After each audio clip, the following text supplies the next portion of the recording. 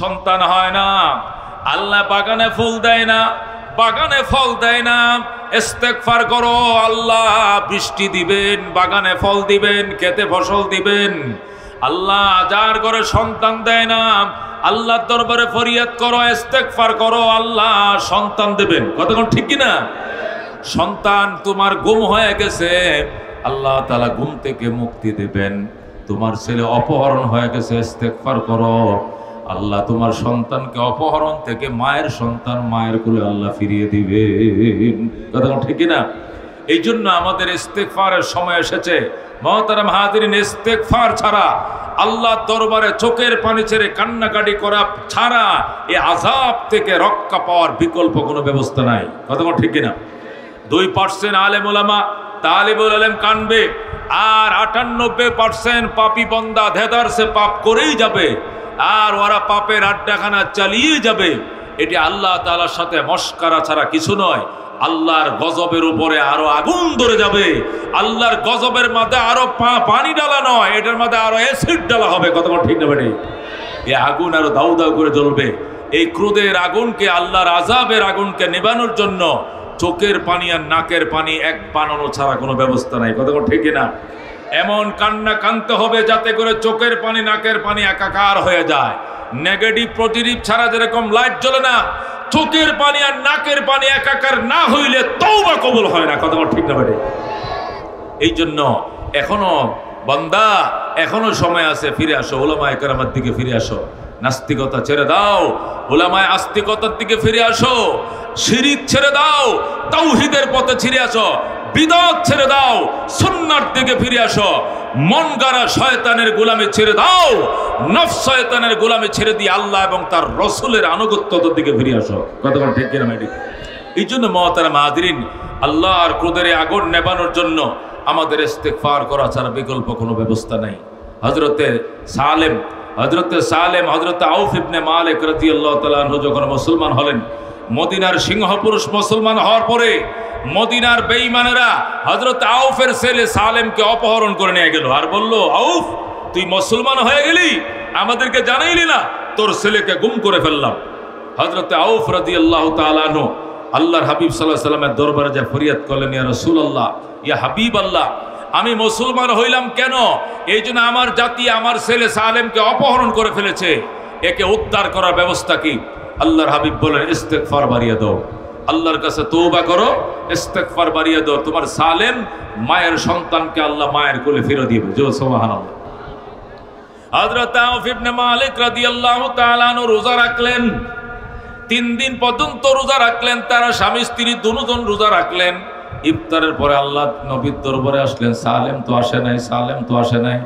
3 দিনের মাথায় আল্লাহ রাব্বুল আলামিন সালেমকে যেখানে অপহরণ করে লুকিয়ে রেখেছিল দুশমনেরা, সে এলাকার মধ্যে এমন জোরে বাতাস এবং তুফান দিলেন, এই ঝড় এবং জলোচ্ছ্বাস তুফানের কারণে বেঈমানরা দিক বিদিক পালিয়ে ছুটে যায়।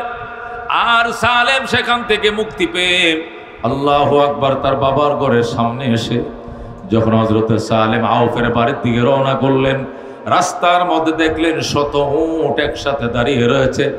সালেমকে বলা হচ্ছে, সালেম এগুলো তোমার রবের পক্ষ থেকে গিফট করা হয়েছে, এগুলো তোমার রবের পক্ষ থেকে উপহার, এগুলো তুমি নিয়ে যাও। হযরতে সালেম মায়ের কুলে ফিরে আসলেন। শুধু একা ফিরে আসেন নাই, রাস্তা থেকে 100 উট পর্যন্ত কুড়িয়ে আনলেন। মায়ের কোলে, মায়ের ঘরের দুয়ারে এসে বললেন, মা দরজা খুলো। সালেমের মায়ের চোখে ঘুম নাই, সালেমের বাবার চোখে ঘুম নাই। টাস করে দরজা খুলে, খোলার পরে সালেমকে জড়িয়ে ধরে মা। সালেম ডাক দেখো, বাবা বের হও, আমি শুধু একা আসি নাই, আল্লাহ আমাকে 100 উট পর্যন্ত গিফট করেছেন, হাদিয়া দিয়েছেন।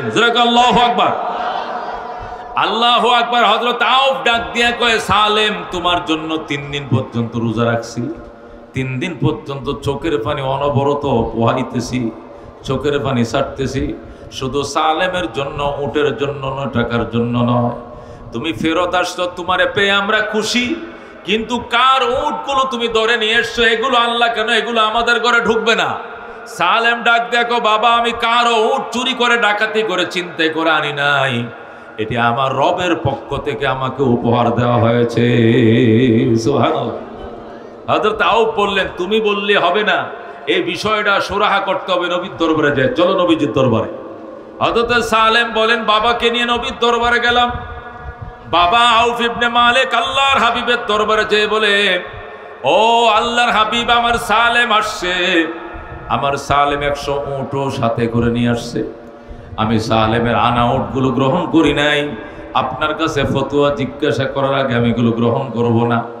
আপনি বলেন উটগুলো গ্রহণ করব কিনা। নবী বলেন, সালেম এগুলো কোত্থেকে আনছো? হুজুর মরুভূমির ভিতরে নিয়ে আমাকে বন্দি করেছিল, সেখানে ঝড় তুফান আসলে বেঈমানরা সব পলাইছে, গিরিলের ভিতরে আমার তালাবদ্ধ করে রেখেছিল। আমি গিরিলের ধরে টান দিছি, কবজা ছুটে যায়। আমি মদিনার দিকে রওনা করেছি, গভীর রাত্রে দেখি শত শত উট সারিবদ্ধ দাঁড়ানো, এক রশির মধ্যে বাঁধা। আমি চিন্তা করতে লাগলাম, কার উট জানি এই স্রোতের মধ্যে ভেসে যায়। তখন আমাকে গায়েবী আওয়াজ দিয়ে বলা হচ্ছে, এটি অন্য কার উট নয়, এগুলো তোমার উট। এটা আমি আল্লাহর পক্ষ থেকে তোমাকে গিফট করা হয়েছে, তুমি নিয়ে যাও, তুমি নিয়ে যাও, নিয়ে যাও। আল্লাহু আকবার। ইয়া রাসূলুল্লাহ, আমি আওয়াজ শুনেই সেই উটগুলো নিয়ে এসেছি। আমি কার উট চিন্তাই করে, চুরি করে, ডাকাতি করে আনি নাই। আমাকে আনতে বলা হয়েছে, আমি রবের আওয়াজ শুনেছি। আল্লাহর হাবিব সাল্লাল্লাহু আলাইহি সাল্লাম বলেন, ঠিক আছে সালেম, রবের সিদ্ধান্তের কারণে যদি উটগুলো এনে থাকো, তাহলে আমি এখন এই রবের থেকে কথাটা জিজ্ঞেস করতে চাই। আল্লাহর হাবিব টেলিফোন করলেন, মাবুদ, সালেমের উটগুলো বৈধ কিনা, কোত্থেকে আনলো, কিভাবে আনলো, আপনার পক্ষ থেকে গিফট করা হয়েছে কিনা, এগুলো জিবরাইলের মাধ্যমে আমাকে বিস্তারিত জানিয়ে দেন। সাথে সাথে জিবরাইল আলাইহিস সালাম আল্লাহর হাবিবের দরবারে হাজির হয়ে যায়।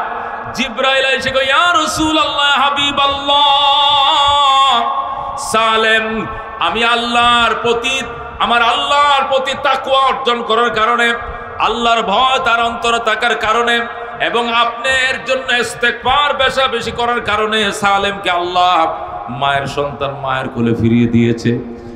আর কি করেছে? সন্তানই শুধু মায়ের কোলে ফিরে দেয় নাই, সাথে 100 উট আল্লাহর পক্ষ থেকে তার মাকে গিফট করেছে। সুবহানাল্লাহ। এই ব্যাপারে আল্লাহ আমাকে আয়াত দিয়ে পাঠাইছে। আল্লাহর হাবিব বলেন, কোন আয়াত দিয়ে পাঠাইছে? জিবরাইল বলে, আউযু বিল্লাহি মিনাশ শাইতানির রাজিম, ওয়া মান ইয়াত্তাকিল্লাহা ইয়াজআল লাহু মাখরাজা ওয়া ইয়ারযুকুহু মিন হাইসু লা ইয়াহতাসিব। যারা আল্লাহর ভয় অন্তরে জায়গা দেয়, আল্লাহ তার রুদ্ধ পথ খুলে দেয়। তাকে অপহরণ করে আটকায় রাখলেও তার রাস্তা আল্লাহ খুলে দেয় এবং তাকে এমন জায়গা থেকে রিজিকের ব্যবস্থা করে সেখান থেকে রিজিক পাবে, এটা কোনোদিন কল্পনাও করে না। সুবহানাল্লাহ।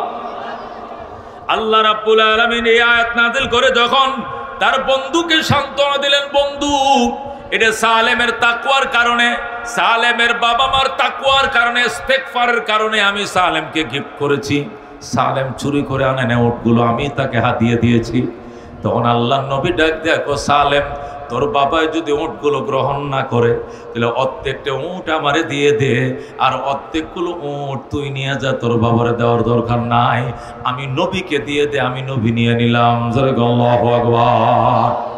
বন্ধুগণ, আল্লাহর হাবিব সাল্লাল্লাহু আলাইহি সাল্লামকে সালেম অর্ধেকটা উট দিয়ে দিলেন, আর অর্ধেকটা উট তিনি নিজে নিয়ে নিলেন। এরপরে হযরত আউফ ইবনে মালিক বললেন, ইয়া রাসূলুল্লাহ, এতক্ষণে আমার ভুল ভেঙেছে, এটি যে আল্লাহর পক্ষ থেকে গিফট করা হয়েছে এটা তো আমি বুঝতে পারি নাই, এবার না আমি জানতে পারলাম। ওরে বন্ধু, এর দ্বারা কি বোঝায়? ইস্তেগফার অত্যন্ত দামি জিনিস। হযরত হাসান বসরি রাহমাতুল্লাহ আলাইহির দরবারে কিছু মানুষ আইসা প্রশ্ন করে, মসজিদে আইসা হযরত হাসান বসরি আল্লাহর ওলির দরবারে এসে কয়, হাসান, সন্তান হয় না, আমি কোন দোয়াটা পড়বো? আস্তাগফিরুল্লাহ ওয়া আতুবু ইলাইহি বেশি পড়ো। আরেকজন কয়, হুজুর, আমার ছেলে মারা গেছে, আমি কি করবো? তুমি ইস্তেগফার বেশি করো। আরেকজনে কয়, হুজুর, বিবাহর 20 বছরের মাথায় আল্লাহ আমার সন্তান দিছে, এখন আমি কি শুকরিয়া আদায় করব? তুমি ইস্তেগফার বেশি পড়ো। আরেকজন এসে বলে, ইয়া রাসূলুল্লাহ, আমার বাগানে ফল ধরে না, গাছের ডালাগুলো খালি, কোনো ফল নাই, সব চড়ে গিয়েছে খরায়। নবী ওই হযরত হাসান বসরি বলে, ইস্তেগফার পড়ো। আরেকজন এসে, হুজুর, আমার বাগানে এমন ফল ধরছে, বাম্পার ফলন হয়েছে, গাছের পাতা দেখা যায় না, শুধু ফল আর ফল। নবী কয়, তুমি ইস্তেগফার পড়ো। আল্লাহু আকবার। একজন এসে কয় হুজুর আমার প্রজেক্টের মাছগুলো মারা গেছে, সবগুলো মরে গেছে, কয় ইস্তেগফার করো। আরেকজন এসে কয় হুজুর আমার প্রজেক্টে অনেক মাছ হয়েছে, অনেক লাভবান হয়েছে, কয় ইস্তেগফার করো। সব রুগীকে যখন একই ট্রিটমেন্ট দিলেন, এরা একত্রিত হয়ে আবার হাসান বসরির কাছে এসে গো হাসান বসরি আল্লাহর ওলি, যে যে সমস্যার কথাই বলছে ওষুধ তো একটাই দিয়েছেন, শুধু ইস্তেগফার করো, তার কারণটা কি? হাসান বসরি রহমতুল্লাহ আলাইহি বাজান, আমি এই ট্রিটমেন্ট আমি দেই নাই, এই ট্রিটমেন্ট আমার আল্লাহ দিয়েছেন, এই ট্রিটমেন্ট আল্লাহ নবী হযরতে নূহ আলাইহিস সালাম দিয়েছেন। সুবহানাল্লাহ। কোথায় পাইছেন এই ট্রিটমেন্ট?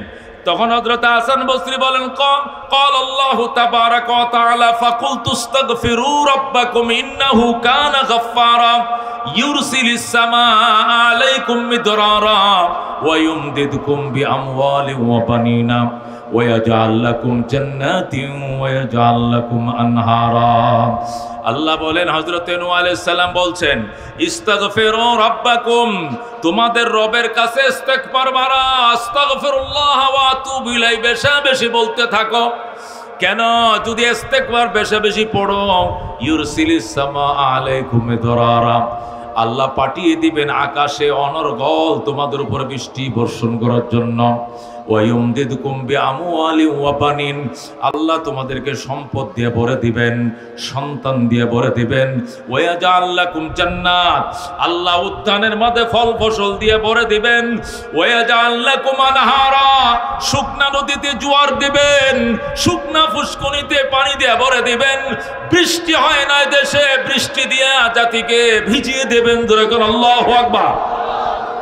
হযরত হাসান বসরি রহমতুল্লাহ আলাইহি যখন সুন্দর করে বুঝাইলেন, অবাক হয়ে গেছে সবাই। বলে কি এত সুন্দর কথা আল্লাহর কোরআনে লুকিয়ে রয়েছে, যে তো আমরা জানতাম না। হযরত ইমাম আহমদ ইবনে হাম্বল রহমতুল্লাহ আলাইহি ফজিলাতুল ইস্তিগফার কিতাবের মধ্যে লেখে, মদিনা শরীফ বড় লাইব্রেরি আছে, ওই লাইব্রেরির মধ্যে ফজিলাতুল ইস্তিগফার লি আহমদ ইবনে হাম্বল রহমতুল্লাহ আলাইহি, ইমাম আহমদ ইবনে হাম্বলের লেখা ফজিলাতুল ইস্তিগফার কিতাবের মধ্যে লেখা আছে। আমি নিজে মুতালা করেছি। আল্লাহু আকবার। আহমদ ইবনে হাম্বল বলেন, আমি কিতাব মুতালা করতাম, অসংখ্য ছাত্রদেরকে হাদিস শিখাইছি, লক্ষ লক্ষ ছাত্র আমার কাছে হাদিস শিখেছে। পড়ানোর মধ্যে আমার হঠাৎ ঘুম এসে যায়। আস্তে করে ছাত্রদেরকে বলি, যাও ছুটি, ঘুমিয়ে পড়বো। আমি ঘুমিয়ে গেলাম। আহমদ ইবনে হাম্বল বলেন, আমি ঘুমিয়ে গেলাম, ঘুমের মধ্যে স্বপ্ন দেখি হাসরের ময়দান কায়েম হয়ে গেছে। আল্লাহু আকবার। ইমাম আহমদ ইবনে হাম্বল বলেন, আমি ঘুমের মধ্যে স্বপ্ন দেখি হাসরের ময়দান কায়েম হয়ে গেছে। আল্লাহর ফেরেশতারা বলতেছে, আসো লাইনে দাঁড়াও, আমলনামা ওজন করা হবে, ওজন করা হবে। তখন আমি লাইনে দাঁড়াইলাম, আমার সাথে আরো বহু উলামায়ে কেরাম অনেক তোলা ভরা লাইনে দাঁড়াইল। যখন লাইনে দাঁড়াইলাম তখন আমলনামা ওজন শুরু হয়ে গেল। আল্লাহর রহমতে আমার আমলনামার নেকির পাল্লা ভারী হইছে। সুবহানাল্লাহ। যখন আমলনামা ওজন দেওয়া শুরু হলো, আমার আমলগুলো উঠানো হলো, আমি দেখতেছি আমার আমলনামা ভারী হয়েছে, তার মানে আমি কি জান্নাতি। আল্লাহু আকবার। আমার সাথে আরো অনেক ছাত্ররা, তালিবুল ইলমরা, কোরআনের পাখিরা, যাদেরকে আমি চিনি, তারা আমার সাথে দাঁড়াইছে লাইনে। তাদের আমলনামা ওজন হয়েছে, অনেকের ওজনের পাল্লা ভারী হয়েছে। আল্লাহু আকবার। যখন আমলনামার পাল্লা ভারী হয়েছে তখন তো বিরাট খুশি আমরা। আল্লাহ ডাক দেখো, যাও হে আহমদ, তোমরা জান্নাতে যাও। তখন জান্নাতে যাওয়ার জন্য রওনা করলাম। তখন মিজানের পাল্লার এরিয়া থেকে বের হয়ে জান্নাতে যাওয়ার জন্য জান্নাতের গেট তালাশ করতেছে, গেট পাই না। কুইজা কিরে জান্নাতের গেট কোথায়, জান্নাতের গেট কোথায়? গেট ছাড়া তো জান্নাতে ঢোকা যাবে না। জান্নাতের গেট পাই না। কিরে জান্নাতের গেট কোথায়? ফেরেশতারা বলতেছে, ওই যে কোণার মধ্যে দরবেশ বসে রয়েছে, তারে জিগাও, সে জান্নাতের গেটটা দেখাই দিবে। আল্লাহু আকবার। তখন ওই জান্নাতের গেট কোন দিকে জিজ্ঞাসা করার জন্য এক দরবেশের কাছে গেলাম। আহমদ ইবনে হাম্বল বলেন, সেই দরবেশের কাছে যাইয়া দরবেশকে সালাম দিলাম। দরবেশ আমার দিকে তাকাইলো, আমিও তার দিকে তাকাইলাম। তাকানোর পরে দরবেশকে আমি চিনে ফেলাইছি, উনি আমার চিনতে পাইছে। ওনার সাথে কোথায় যেন মক্কায় না মদিনায় হজের কোন সফরে ওনার সাথে আমার দেখা হয়েছিল। খেয়াল করে শুনেন, দামি কথা।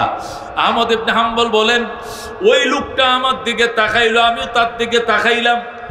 আমি তাকে জিজ্ঞাসা করব জান্নাতের গেটটা কোন দিকে, গেটটা দেখায় দেন। আমি জিজ্ঞাসা করব, জিজ্ঞাসা করার আগে তার দিকে তাকাইলাম, উনি আমার দিকে তাকাইলো, আমি তারে সালাম দিলাম। সালাম পাওয়ার সাথে সাথে লোকটা মুচকি হাসি দিয়া আমার দিকে তাকাইলো, আমি তার দিকে তাকাইলাম। মনে হলো যেন লোকটারে আমি অনেক আগের থেকে চিনি। এর সাথে সাথে ঘুম ভেঙে যায়। আল্লাহু আকবার। জান্নাতের গেট কানাম আর জিজ্ঞাসা করার সুযোগ পাইনি, ঘুম ভেঙে যায়। যখন ঘুম ভেঙে যায় তখন আমি পেরেশান হয়ে গেলাম। আমি কি দেখলাম?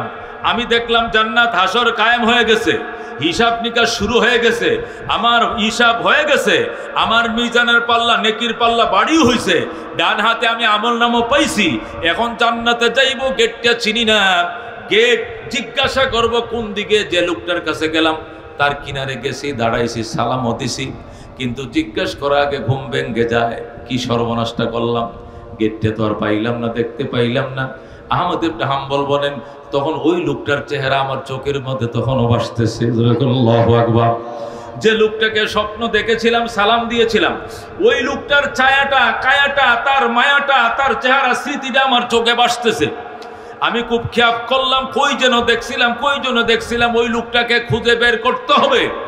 আহমদ ইবনে হাম্বল বললেন দেখছি তো স্বপ্নে, এখন সজাগ হয়ে লোকটারে খোঁজাখুঁজি করতেছি। খুঁজতে আমার দেশ থেকে 350 মাইল রাস্তা চলে গেলাম। আল্লাহু আকবার। ইমাম আহমদ ইবনে হাম্বল বললেন আমার বাড়ি যেখানে, সেখান থেকে প্রায় 350 মাইল রাস্তা চলে গেলাম। চলে যাও, ওই লোকটাকে পাইলাম। আল্লাহু আকবার। ওই লোকটাকে পাইলাম, যে লোকটাকে আমি জান্নাতের গেটের মধ্যে সালাম দিয়েছিলাম। উনি আমার দিকে তাকিয়ে মুচকি হাসি দিয়েছিল, আমিও তাকে দেখে হাসি দিয়েছিলাম। ওই লোকটার দিকে আমি তাকাইলাম। আল্লাহু আকবার। এরপরে আমার ঘুম ভেঙে যায়। ঘুম থেকে উঠে লোকটাকে খুঁজতে গেলাম। এটা আমার বাড়ির থেকে প্রায় 350 মাইল দূরে, সেখানে যায় পাইলাম। যাওয়ার পরে দেখি এই লোকটা বসে রয়েছে এক জায়গায়। আমি ওই লোকটাকে আবার সালাম দিলাম ওইভাবে, যেভাবে স্বপ্ন যুগে আমি সালাম দিয়েছিলাম। সালাম দেওয়ার সাথে সাথে উনি আমার দিকে তাকাইলেন ওইভাবে, স্বপ্ন যুগে দেখছিলাম যেভাবে তাকাইছিল, এবং মুচকি হাসি দিলেন ওইভাবে, যেভাবে স্বপ্ন যুগে সে আমার দিকে তাকায় মুচকি হাসি দিয়েছিল।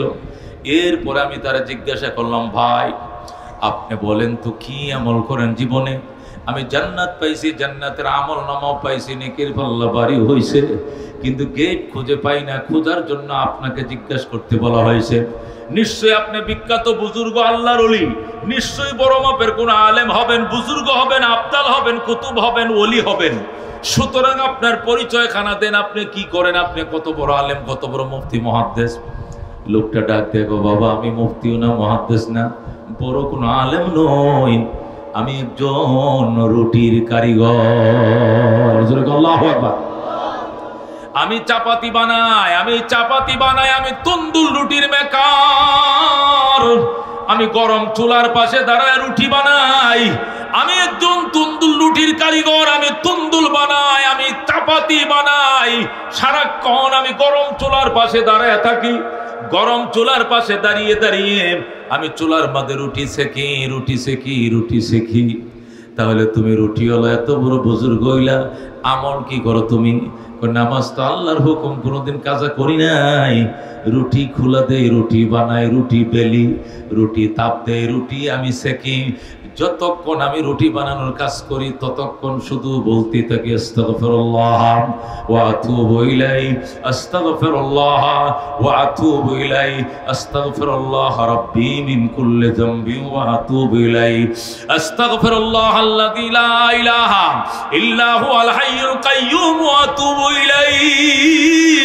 আল্লাহু আকবার। ইমাম আহমদ ইবনে হাম্বল লোকটাকে জড়ায়া ধরলেন, গালের মাঝে চুমু খাইলেন, কপালে চুমু খাইলেন, এবং তার অন্তর্চক্ষু খুলে যায়। আল্লাহু আকবার। অবাক হয়ে গেলেন বাজান, ইস্তেগফারের নিয়ে এত পাওয়ার, ইস্তেগফারের বরকতে আল্লাহ তোরে কোথায় নিছে তুই নিজেও জানোস না। আল্লাহু আকবার। আমি আহমদ ইবনে হাম্বল হাজার উলামায়ে কেরাম, লাখো উলামায়ে কেরামের উস্তাদ, এটা বড় কথা নয়।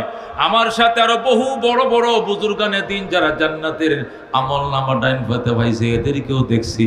তোমার কাছে যায় সালাম দেয় জান্নাতের গেটটা দেখায় দেওয়ার জন্য।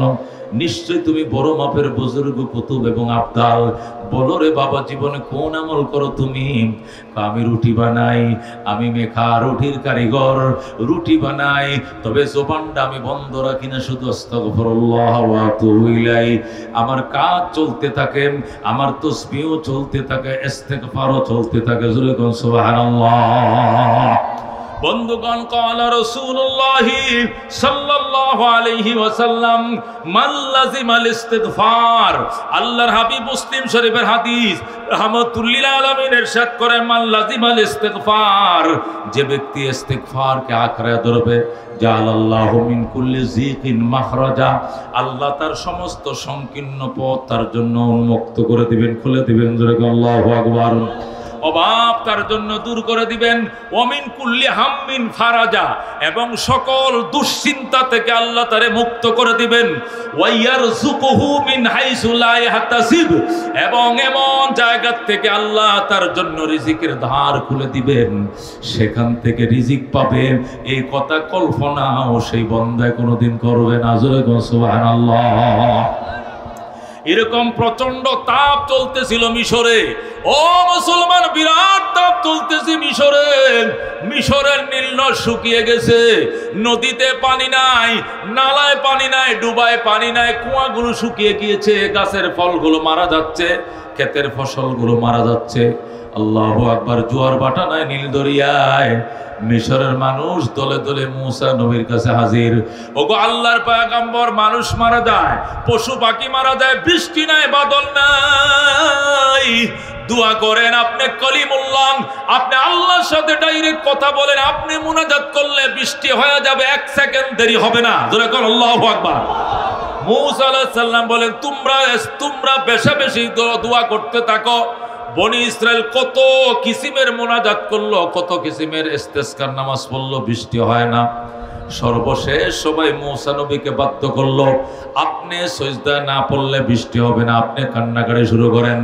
আল্লাহর পয়গম্বর মুসা কালিমুল্লাহ কিছু তার মুরিদানদেরকে নিয়া, তার কিছু বিশেষ উম্মতদেরকে নিয়া তোর পাহাড়ে যায়, যেখানে বসে আল্লাহর সাথে কথা বলে, সেখানে যায় বৃষ্টির জন্য মোনাজাত শুরু করে দিল। হাইরে মোনাজাত, চোখের পানি দেয় বুক বাসায়। এমন কঠিন মোনাজাত দেওয়ার পরেও মিশরের মধ্যে বৃষ্টি হয় না। মানুষ এসে বলে, ওগো মুসা কালিমুল্লাহ, আমরা উম্মত না গুনাহগার, আমাদের দোয়া কবুল হয় না, কিন্তু আপনি তো আল্লাহর পয়গম্বর, নবীর দোয়াও কি কবুল হয় না? আপনি দোয়া করলেন, নামাজ পড়াইলেন, ইস্তেগফার করলেন, বৃষ্টির জন্য দোয়া চাইলেন, তবুও তো বৃষ্টি হয় না, কারণ কি? নবীরা দোয়া করলেও যদি বৃষ্টি না হয়, উম্মত কোথায় যাবে আমাদেরকে বলেন? উম্মত যখন মুসা নবীর কাছে এগুলো বলা শুরু করলো, আল্লাহর পয়গম্বর মুসা আলাইহিস সালাম তুর পারা যায় কান্না শুরু করছে, আল্লাহ উম্মতের সামনে আমার এরকম লজ্জিত করলাম, মোনাজাত করছি গতকাল, আজও পর্যন্ত বৃষ্টি হয় না, তার কারণ রাখি? আমি মুসা কালিমুল্লাহ নিজে তোমার সাথে ডেলি কথা বলি, মিস কল দিলি তুমি কল ব্যাক করো, এত এফএনএফ করা নম্বর কোনো বিল নাই, অথচ বৃষ্টির জন্য কত কথা বলছি, কান্নাকাটি করছি, বৃষ্টি নেই, কারণ কি? আল্লাহ আমারে শর্মিন্দা করিও না, আমারে লজ্জা দিও না, বৃষ্টি দাও। মুসা কালিমুল্লাহ কাঁদতে শুরু করলেন। আল্লাহ ডাক, দেখো মুসা, কেমনে বৃষ্টি দিব? তুই যখন মুনাজাত শুরু করছিলে বৃষ্টির জন্য, ওই যারা ওই বৃষ্টির নামাজে সালাতুল ইস্তিসকার নামাজ পড়তেছিল, এখানে এমন পাপী বন্ধ ছিল যে পাপী বন্ধা 60 বছর পর্যন্ত পাপ করে চলেছেন, একটা মুহূর্তের জন্য সে পাপ ছাড়ে না, দেদার সে পাপ করছে, সেও আইছিল বৃষ্টির দোয়া করার জন্য। এই একটা পাপী বন্দার কারণে হাজার হাজার পাপী নেককার বন্দার মোনাজাত আমি কবুল করি নাই। জোরে আল্লাহু আকবার। এখনো সময় আছে, ওই পাপী বন্দারে চিহ্নিত করো, এটার নামটা কি বের করো, এই পাপী বন্দাকে তোমাদের জমাত থেকে গাড়ো ধরে বের করে দাও, এই পাপী বন্দাকে তোমাদের সাথে থাকতে দিও না, এটাকে বের করে দাও। এরপরে মোনাজাত করো, মোনাজাত করতে দেরি হবে, তোমাদেরকে বৃষ্টির পানি দিয়ে ভিজায় দিতে আমি আল্লাহ দেরি করব না। জোরে আল্লাহু আকবার। মুসা আলাইহিস সালাম এমন গুসাইছে, রাগী মানুষ, ডাক দিয়া কে রে পাপী বন্দা, 24 ঘন্টা নাকি শুধু তুই পাপ করস, তুই কেন আমাদের মাঝে বইসা রয়েছ? তুই এখান থেকে গেট আউট, তুই বের হ। কে রে পাপ করস, এখান থেকে বেরিয়ে যা। এখন পাপি বন্ধ তো বুঝে ফেলাইছে আমি ধরা খায় গেছি। এখন মূসা আলাইহিস সালাম কয় যদি তুই স্বেচ্ছায় বের হয়ে না যাবি তাহলে আমি জিব্রাইলকে বলবো তোর নামটা কয়ে দেওয়ার জন্য, তখন নামে যাতে যখন বলবো তখন কানো ধরে তোরে গেট দিয়ে বের করে দিব। নামটা বলার আগেই তুই বের হয়ে যা, নাম বলার আগেই তুই বের হয়ে যা। এখন ওই পাপি বন্ধা চিন্তা করতেছে, হায় হায় এখন যদি আমি বের হই সবার সামনে থেকে উঠে চলে যাই, এত বছর তো পাপ করছি আল্লাহ জানে কেউ জানতো না, আর এখন যদি বের হয়ে যায় সমস্ত পাবলিক জেনে ফেলাইব এইটাই পাপী বান্দা, এইটাই পাপী বান্দা, তখন তো সমস্ত মানুষের সামনে আমি চিহ্নিত হয়ে যাব। এই জন্য লোকটা কাঁদতেছে, আল্লাহ এই 60 বছর পর্যন্ত পাপ করেছি, তুমি পাপগুলো গোপন রেখেছ, আর আজকে বুঝি পাবলিকের সামনে তুমি আমার পাপের জন্য অপমান করবা। আল্লাহ তুমি আমার অপমান করিও না, পাপ করছি বলেই তো আমার বের করতে দিতে চাই, আমার কারণে বৃষ্টি বন্ধ হয়ে গেছে। আল্লাহ তোমার কাছে আমি ফরিয়াদ করি, ইস্তেগফার করি, আল্লাহ তুমি আমার পাপগুলো মাফ করে দাও, তাহলে তো আমার আর এখান থেকে বের হওয়ার কোনো প্রয়োজন হবে না। জোরে করো আল্লাহু আকবার। যেই মাত্র আল্লাহর বান্দা এইভাবে কাঁদতে শুরু করলো, আল্লাহ রাব্বুল আলামিন 1 সেকেন্ড দেরি হয় না, মাফ করে দিয়েছে। জোরে করো আল্লাহু আকবার। যেই মাত্র মাফ করে দিয়েছেন টাস টাস করে বৃষ্টি নামা শুরু হয়ে গেছে। আল্লাহু আকবার। মূসা আলাইহিস সালাম ডাক দেয়া, আল্লাহ আগে না বলছো পাপী বান্দাকে বের করলে বৃষ্টি দিবা, আমি তো পাপী বান্দাদেরকে বের করতে কইছিলাম, কেউ তো বের হয় নাই, তাহলে পাপী বান্দা থাকতে বৃষ্টি দিয়ে দিলা, তাহলে আগে দিলা না কেন? জোরে করো আল্লাহু আকবার। আল্লাহ ডাক দেখো, মূসা পাপী বান্দা বের হয় না কথা সত্য, কিন্তু পাপী বান্দা নীরবে আমার কাছে কান্নাকাটি করে ফেলাইছে, সে গোপনে আমার কাছে তওবা করে ফেলেছে, সে ইস্তেগফার করে ফেলেছে। এই মজলিসের ভিতরে থাকতে আমি তারে মাফ করে দিয়েছি, তুমি না জানলেও আমি আল্লাহ জানি, এই জন্য আমি তারে মাফ করে দিয়া জাতির সামনে আর অপমান করি নাই। যেহেতু সে ক্ষমা প্রাপ্ত হয়ে গেছে, এই জন্য তোমার দোয়া এখন কবুল হয়ে গেছে, বৃষ্টি দিয়ে দিলাম। সুবহানাল্লাহ। ও মুসলমান, এরে কো তওবা, এই তওবা কারা কারা করতে রাজি আছো? জোরে করো আল্লাহু আকবার। আল্লাহ তুমি কবুল করো, জোরে করো আমিন। আল্লাহ মঞ্জুর করো, জোরে করো আমিন।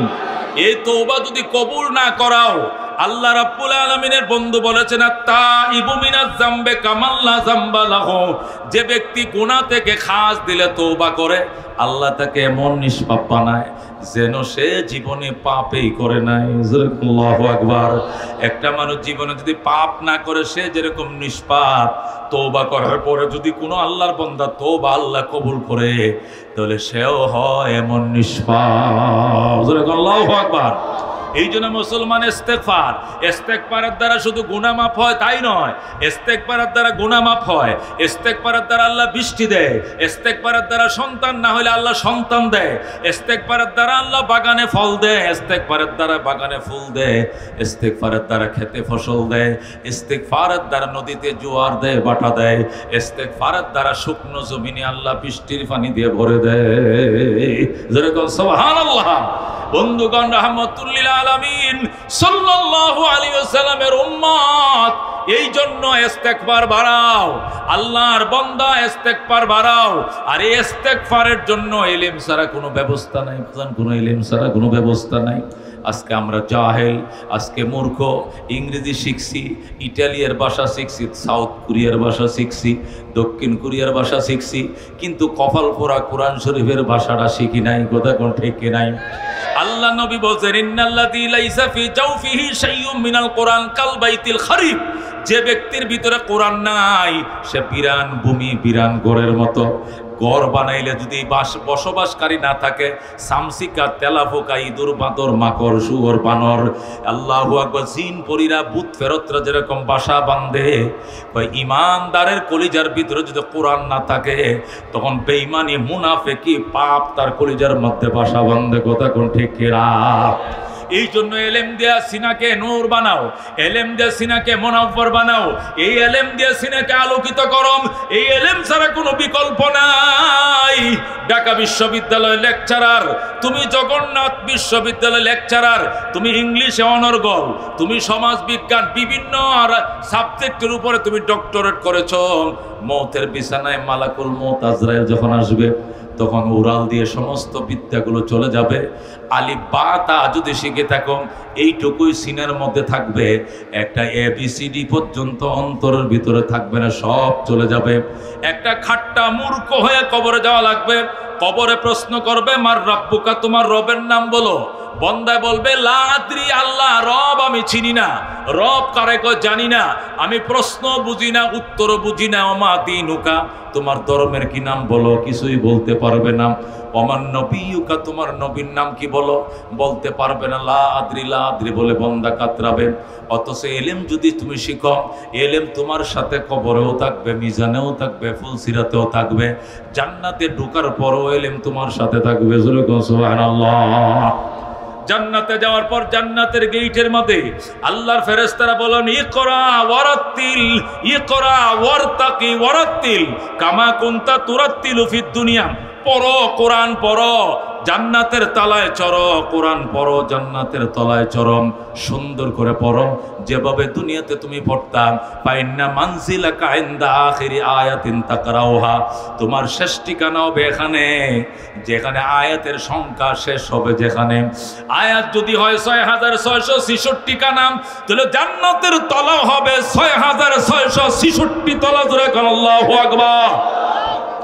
ওই দিন ওই ময়দানে মাহশরে, কঠিন ময়দানে মাহশরে, এক একটা তালিবুল ইলম, এক একটা কোরআনের পাখি নিজে জান্নাতে যাবে, তার বাবাকে জান্নাতে নিবে, তার মাকে জান্নাতে নিবে, তার ভাইকে, তার বোনকে, তার শ্বশুরকে, তার শাশুড়িকে, ও বন্ধু তার চাচাকে, তার চাচিকে, তার খালাকে, তার খালুকে, তার মামাকে, তার মামিকে, তার লজিক মাস্টারকে, তার লেখাপড়া সাহায্য করছিলকে, এমন 10টা ব্যক্তিকে টাইনা জাহান্নাম থেকে বের করে জান্নাতে নিবে, যে 10 জনের উপরে জাহান্নাম অবধারিত ছিল।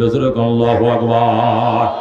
এই কোরআনের পাখিরা রাস্তা দিয়ে হেঁটে যায়, ফেরেশতারা ওয়েলকাম জানায়, আহলান সাহলান তয়্যিবান মারহাবা, আসো কোরআনের পাখিরা আসো, নরম নরম পাখাগুলো তোমাদের জন্য বিছায়া দিলাম, শুভেচ্ছা স্বাগতম, তালিবুল ইলমের আগমন। জোরে বলো আল্লাহু আকবার। আল্লাহ নবী বলেন ওই তালিবুল ইলমরা যদি রাস্তা দিয়ে হেঁটে যায়, আল্লাহু আকবার, দুই ধারে ফেরেশতারা শুয়ে যায়, এদের জন্য সমুদ্রের মাছ কান্দে, এদের জন্য গর্তের পিপিলিকা পর্যন্ত কান্দে। সুবহানাল্লাহ।